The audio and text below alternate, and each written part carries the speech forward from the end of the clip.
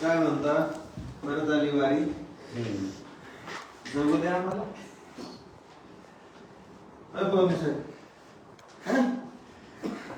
जगू द्यायचं आम्ही राहू का नाही, सुखाने म्हणते काय.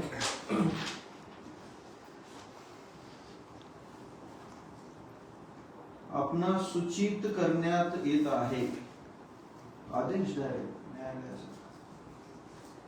हे बघा, मी काही सर्वसामान्य व्यक्ती नाही, म्हणजे मी काही मोठा बी नाहीये, पण सामान्य लोकांची कामं असतात. महिनाभर निवांत नाही वगैरे. जो वेळ होता तो तुम्हाला दिलेला.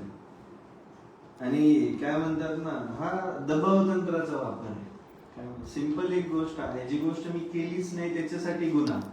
बरं, एकाच प्रकारचा गुन्हा 17 ठिकाणी. तुम्ही कायद्याचे संरक्षक आहात, तुम्हाला त्यातल्या गोष्टी माहिती आहेत. मी सांगणं म्हणजे ते काय म्हणतात ना, मग कशाला माझी 3 तारीख कशाला घेतली होती? मी तुमच्या साहेबांना विचारून तारीख दिली होती. साहेबांचं काही कार्यालयीन काम कसं आहे त्याला वेळ नाही ना. तुमच्या हिशोबाने बी काय म्हणतात ना, तुमचं सगळं मनावरती होत असेल तर अवघड आहे. संविधान कुठे आहे, कायदा कुठे आहे, प्रश्न पडला.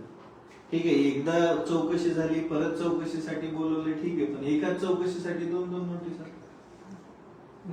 उद्याची जी तारीख होती ना आपली, कार्यालयात काम. मला एक गोष्ट सांगा, तुम्ही इथं आल्यानंतर मला तासभर माझा वायाला जातो. प्रत्येक वेळेस तेच करायचं मी. पोलिसाचा फोन आला म्हणजे हॅरेसमेंट. माझ्या ऑफिसला पोलीस आले म्हणजे आजूबाजूच्या बघणाऱ्यांचा दृष्टिकोन खराब. मी नेमका गुन्हा काय केला? मला एकदा जेलमध्ये गाडी मला टाकून द्या, एकदाचा किस्सा संपून जाईल तुमच्या सगळ्यांचा माणसं. ही नोटीस म्हणजे उद्याची जी तारीख होती ना आपली, कार्यालयात काम करायला साहेबांना करता येणार नाही, त्याच्या निमित्तानं 10 तारीख पुढची सांगितली. तुमच्या साहेबांचं सगळं बरोबर आहे. जसं साहेबांचं अमूल्य काम उद्या आहे, तसंच माझं 10 तारखेला अमूल्य काम आहे. आणि 10 तारखेनंतर मी मला वेळ नाही, मग काय करायचं? चालेल. तरी मी साहेबांनी मग तसं पण सांगितलंय 10 तारखेला तुम्हाला येणं होत असं बघा, नसेल तर मग नाही आवश्यकता काय उद्या पण यायची. तर ह्याच्या संदर्भात जे काय घ्यायची असेल तुमची माहिती, साहेब स्वतः येऊन घेतो म्हणजे नंतर तुम्हाला कॉल. मग स्वतःच यायचं, त्या दिवशी बी यायचं, आज बी यायचं.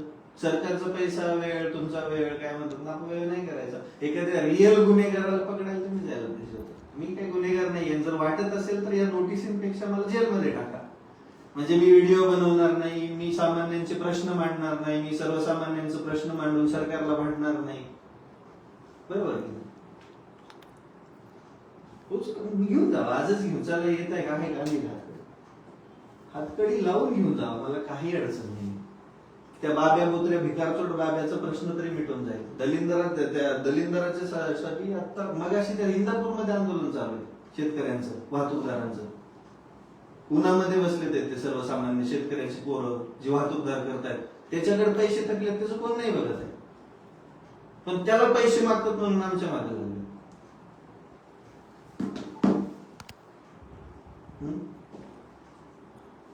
मला एक गोष्ट सांगा, मला हे बघा, मी मागचे किती दिवस झाले अक्षय, 15, 20, 25, 30, जवळजवळ 2 महिने झाले एका प्रश्नाचं उत्तर शोधतो.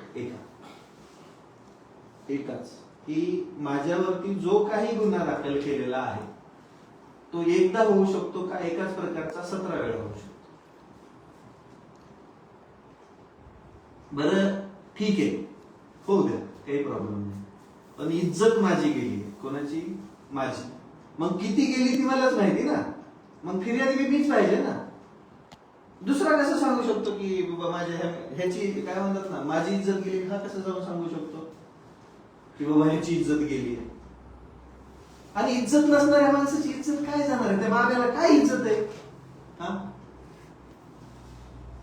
काय इज्जत काय आहे त्या बाब्याला? नेमकी इज्जत काय? सर्वसामान्य शेतकऱ्याच्या ऊसाच्या बिलाचे पैसे थकवलेल्या भिकारचोट बाब्याला इज्जत काय?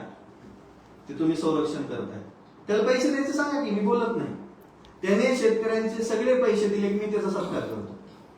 जाहीर सत्कार करतो ते बी फुलाने उधळतो त्याच्यावर, पण पैसे द्यावे लागतील याच असेल, कारण की शुगर ऍक्ट आहे.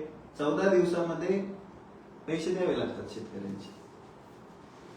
मी नाही हे घेऊ शकत नाही, मी उद्या येणार, माझी उद्या हजेरी घ्या, मी आलो म्हणून अटक करा, मला जेलमध्ये टाका, काही प्रॉब्लेम नाही. पण मी जबाब द्यायला उद्याच येणार आहे. त्याच समवेत बाब्याच्या विरोधात आंदोलन करण्यासाठी पण येणार. हे मी नाही घेऊ शकत, कारण की मी ऑलरेडी तुमची एक नोटीस ऍक्सेप्ट केली. कुठे मी आधीची एक नोटीस ऍक्सेप्ट केलेली असल्यामुळे ही दुसरी नोटीस नाही घेऊ. बाकी ही नोटीस नाही घेतली मग तुम्ही मला नेऊ शकतो. आज मला असं बी आठवत नातीचं थकलो मी घरचं खाऊन. हा रियालिटी आहे जी आहे. आता मला भात खायचा आहे जेवण, डाळ भात. तुम्ही पण प्रत्येक असं दबाव यायला लागला माहितीये. Ambi police station, Indapur police station, Malshiras police station, Shrigonda police station, अजून त्याआधी इंदापूर संपलं की लगेच कोणतं पोलीस स्टेशन आहे काय. पण एक गोष्ट माहिती, सदरक्षणाय खलनिग्रहणाय उगाच असं वाटायला लागलं. सर्वसामान्य माणसांसाठी नाही आहे कायदे. महाराष्ट्रातील तमाम बघणाऱ्या जनतेसाठी हे तर आम्हाला अवॉर्ड येतं, तुमच्यासाठी लढताना भेटलेले गोल्ड मेडल. पण याच्यामध्ये लिहिलेलं आहे की 27 तारखेलाही मला सेम नोटीस आली आहे त्याच गुन्ह्यासाठी, आणि त्याच्यानंतर साहेब नोटीस घेऊन आले की साहेब हे कुठे कामामध्ये व्यस्त असल्यामुळे मला 10 तारखेला बोलवायचा आदेश दिला, सूचित करण्यात येत आहे. पण सर्वसामान्य शेतकऱ्याच्या लेकरांनो, शेतकऱ्यांनो आणि पैसे थकलेल्या भिकारचोट बाब्याकडे पैसे थकलेल्या माणसांनो, उद्या इंदापूर पोलीस स्टेशनला मी तर जबाब नोंदवायला येत आहे, हजेरी दाखल करायला येत आहे. बाकी मला अटक केली तरीही हरकत नाही. पण या दबाव तंत्रामुळे एकच गोष्ट आहे की पोलिसांच्या नावानेच आत्महत्या करावं लागणार. डायरेक्ट ह्यांचा ताप मिटेल, बाब्याचा ताप मिटेल, आणि तुमचे पैसे अडकून जातील. वाईट अवस्था. मला याच्यात उत्तर द्या. उत्तर हवंय, उत्तर हवंय, उत्तर हवंय.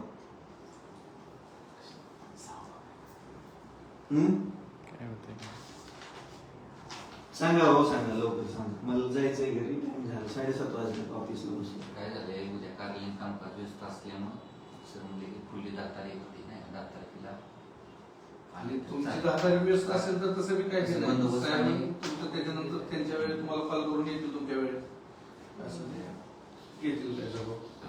10 तारखेला मग उद्या साहेबच नसले म्हणून तुम्ही आले तर तिथलं काय जे तुमचं हे आहे ते होणार. हजेरी तर लागेल की माझी, मी आलो म्हणून जबाब तर होईल ना. मी आलो होतो म्हणून तर जबाब घेतो ना तुम्ही. तुमचे ठाण्याचे अंमलदार म्हणा किंवा ज्यांच्याकडे चार्ज आहे, एपीआय म्हणा. इंदापूर पोलीस स्टेशन म्हणले तिथं पीआय दर्जाचेच अधिकारी असतील, मग एपीआय पण असतीलच त्यांना असिस्ट करायला. उद्या जबाब काय म्हणतात ना, काय तुम्ही दिले काही गोष्टी केल्या तरी पण मला एकच गोष्ट म्हणायची की सगळं काही तुमच्याच मनाने. बरं केलंच नाहीये काही, मी काहीच केलं नाहीये. मी बाब्याला बाब्या म्हणलो, ठीक आहे, त्याचं नाव आहे, त्याला लहानपणी आम्ही बाब्या म्हणतो, लहानपणापासून म्हणतोय, तेव्हा त्याची इज्जत गेली नाही, आताच गेली का? खरं म्हणत होतो.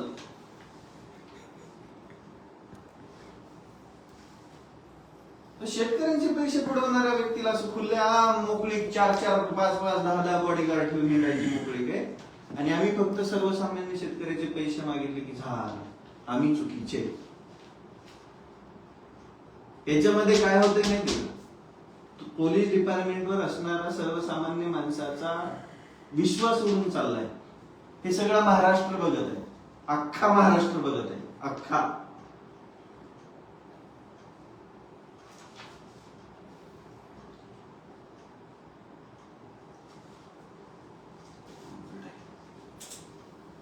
काय करायचं? नाही उचलून नाही, तुमचा अधिकारी हे नाही घेतलं अटक होते का? हे नाही घेतल्यावर काय होईल?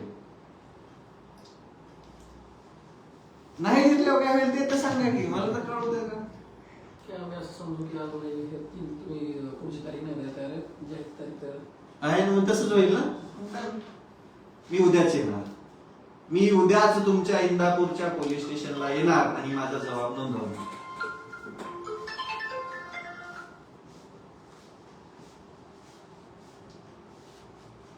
चुकीचं करताय हे सगळं. भारतरत्न विश्वरत्न डॉक्टर बाबासाहेब आंबेडकरांनी लिहिलेलं संविधान खूप ग्रेट आहे, पण अंमलबजावणी करणार आहे.